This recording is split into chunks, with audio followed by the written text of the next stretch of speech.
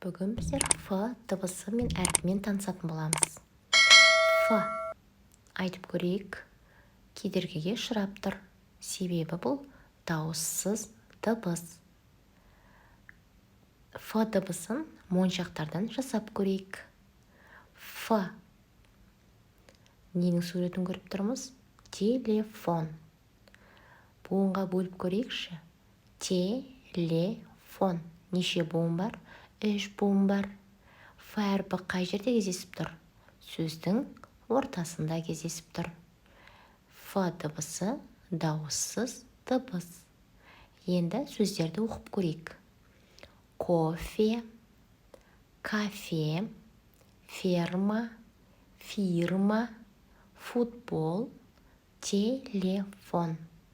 Сөздерді буынға бөліп көрейік. Кофе, 2 буын. Кафе, 2 буын. Ферма, 2 буын. Фирма, 2 буын. Футбол, 2 буын. Телефон, 3 буын. Сөзде қанша дауысты дыбыс болса, сонша буын болады. Келесі бізге жұмбақ берілген, сол жұмбақтың шешуін тауып көрейік. 10 таңбалы цифрлы, әрекеті сиқырлы. Керек санды бассаң сен, сөйлесесің достармен. Абдрахман Асылбек деген жазушының жұмбағы. Жауабы телефон екен. Телефон деген сөзді буынға бөліп көрейікші. Телефон. Неше буын бар? 3 буын бар.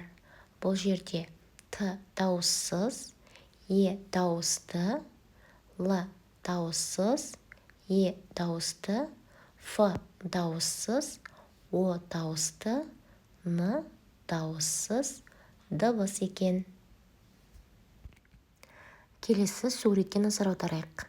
Ненің суретін көріп тұрмыз? Бірінші тұрған микрофон, екіншісі кофе. Енді біздерге мына жерде ұяшықтардың ішінде сөз жасырылып тұр. Микрофон деген сөз сәйкес келе ме, әлде кофе деген сәйкес келе ме? Кофе деген сөз сәйкес келеді. Себебі кофе деген сөзде 4 дыбыс бар. 2 буын бар. Кофе. Бұл жерде К дауыссыз, О дауысты, Ф дауыссыз, Е дауысты дыбыс екен. Ф дыбысы сөздің ортасында кездесіп тұр.